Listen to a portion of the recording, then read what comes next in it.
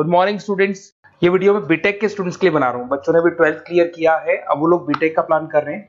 BTech में सबसे demanding specialisation है जिसको अपन कंप्यूटर साइंस बोलते हैं। कंप्यूटर साइंस के अंदर बहुत सारे स्पेशलाइजेशन अभी निकल के आ रहे हैं, बहुत डिमांडिंग स्पेशलाइजेशन है। इसमें आपको मिलेगा आर्टिफिशियल इंटेलिजेंस है, डेटा साइंस है, रोबोटिक है, user experience, full stack development, cyber security, EV, ethical hacking मिलेगा आप लोग को, that is finance minor, fintech मिलेगा, गेम डिजाइनिंग मिलेगा आपको, क्लाउड कंप्यूटिंग मिलेगा। तो अपन लोग डिस्कस करेंगे इनको सारी एक एक करके, सबको डिटेल में डिस्कस करेंगे। उससे पहले गवर्नमेंट का अनाउंसमेंट देखते हैं कि बीटेक में इन स्पेशलाइजेशन का डिमांड कैसे आने वाला है। तो गवर्नमेंट ने अभी अभी अनाउंसमेंट किया है और न्यूज़पेपर में आया था, ये न्यूज़पेपर के अंदर डिटेल में आया था कि 2027 तक 42% काम आर्टिफिशियल इंटेलिजेंस और मशीन लर्निंग करेगी। एआई और एमएल ही सारा का सारा काम करने वाली है, और जिनको स्पेशलिस्ट है, एआई और एमएल का स्पेशलिस्ट है, उसकी जबरदस्त मांग आने वाली है। तो 2027 मान लो 3 या 4 साल में आ जाएगा। और अगर आज से आप बीटेक पे ये वाले स्पेशलाइजेशन चूज करते हो तो फ्यूचर में बहुत जबरदस्त डिमांड आने वाली है। पैकेज मान के चले, फ्रेशर्स को 6 लाख के ऊपर पैकेज मिलेगा, और ये पैकेज 15 लाख तक जाएगा उन लोगों के लिए जो फ्रेशर्स है। और अगर धीरे धीरे आपको एक्सपीरियंस हो जाएगा तो पैकेज 25-30 लाख तक जाएगा। अपन इनको सबको डिटेल में डिस्कस करने वाले हैं। सबसे पहले अपन स्टार्ट करते हैं फर्स्ट वाला, artificial intelligence and machine learning दिखाई देगा आपको। देखिए बड़ा इंटरेस्टिंग स्पेशलाइजेशन है। अगर आप एआई एमएल की बात करें तो आप लोगों ने चैट जीपीटी देखा होगा, बार्ड देखा होगा।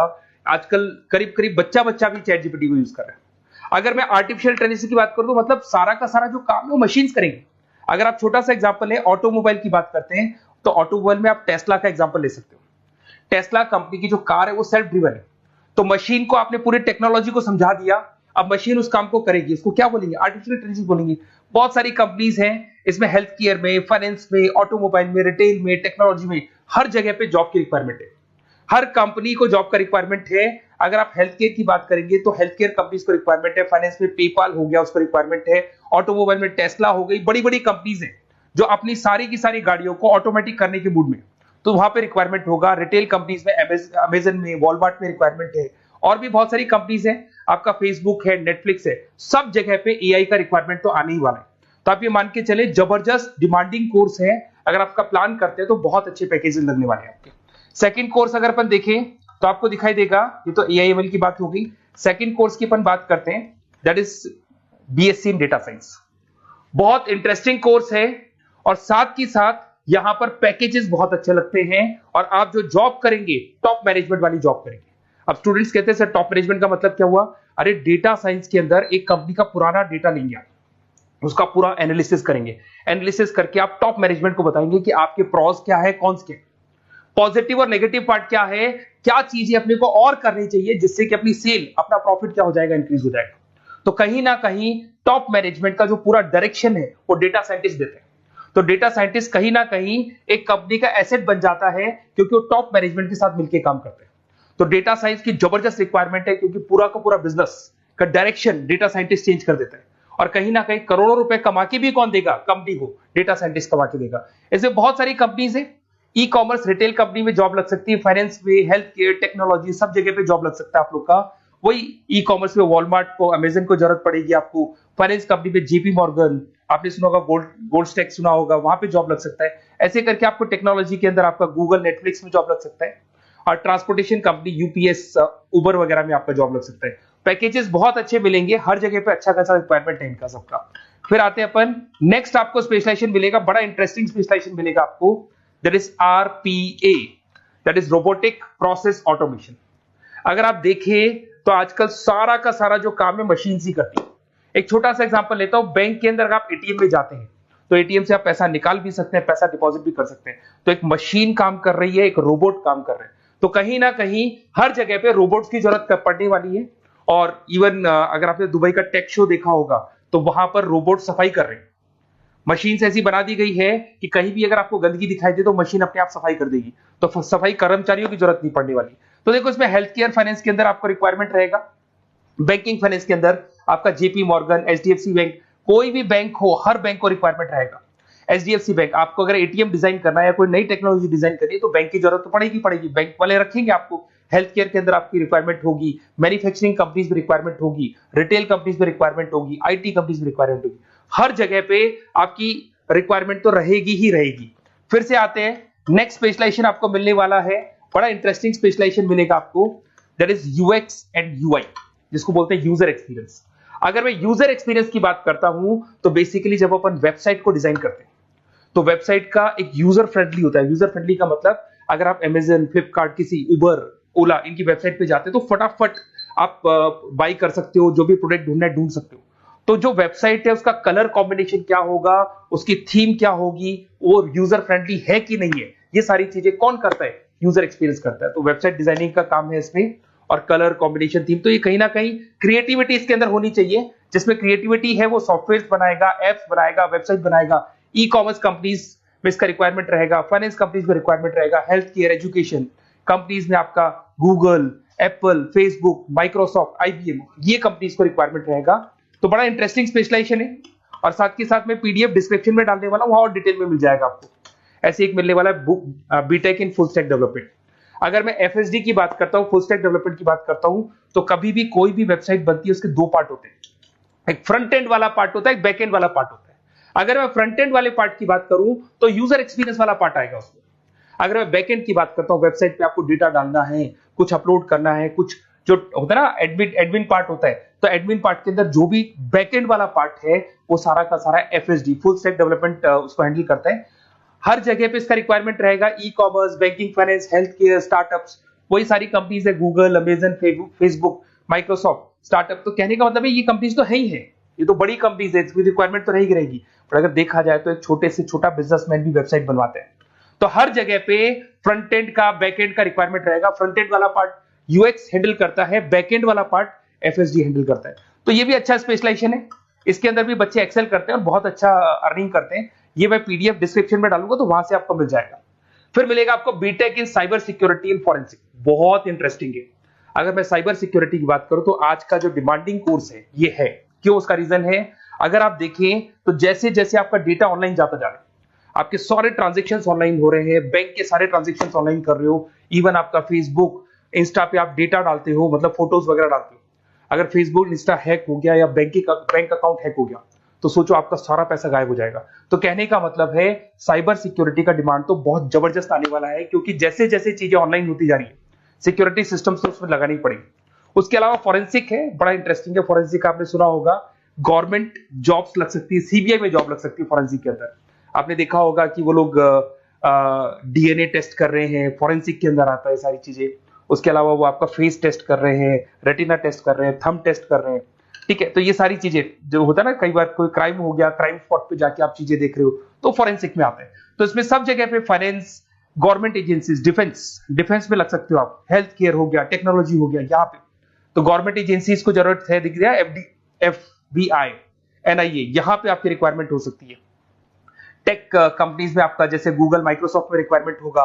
उसके बाद साइबर सिक्योरिटी फिल्म्स में रिक्वायरमेंट हो सकता है आपका, फाइनेंशियल इंस्टीट्यूट्स है, जेपी मॉर्गन है, तो ये जितनी बड़ी बड़ी कंपनीज है यहाँ आपका रिक्वायरमेंट हो सकता है।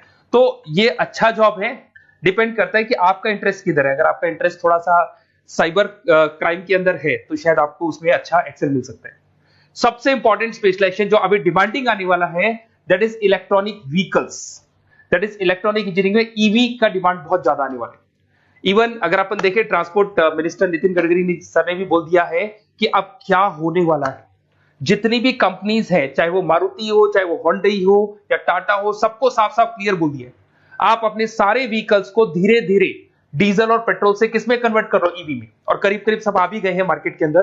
तो जब ये ईवी में कन्वर्ट होंगे तो वहां पर कन्वर्जन करने के लिए जो टेक्नोलॉजी डिजाइन होगी उसमें आपका भी कंट्रीब्यूशन होगा। तो जब ईवी कंपनी के अंदर आपकी जॉब लगेगी तो आपको कहीं ना कहीं आपको टेक्नोलॉजी डेवलपमेंट करने में हेल्प मिलेगा। तो ऑटोमोबाइल कंपनियां ईवी में कन्वर्ट होने वाली, तो ऑटोमोबाइल कंपनी में आपको जॉब मिल सकता है, ऑटोमोबाइल इंडस्ट्री में जॉब मिल सकता है, रिन्यूएबल एनर्जी में जॉब मिल सकता है, इलेक्ट्रॉनिक मैन्युफैक्चरिंग में जॉब मिल सकता है, गवर्नमेंट पॉलिसीज मेकिंग में जॉब मिल सकता है। टेस्ला हो गया, उसके बाद में रिविन हो गया। वैसे तो आजकल तो टाटा, होंडई, मारुति सब ईवी में कन्वर्ट होने वाली, तो कहीं भी आपको जॉब मिल सकता है। और इसका डिमांडिंग कोर्स है, आज मार्केट में ईवी की रिक्वायरमेंट है तो इसका डिमांड तो रहेगा ही रहेगा। उसके बाद में नेक्स्ट आपका आता है दैट इज एथिकल हैकिंग, बड़ा इंटरेस्टिंग है।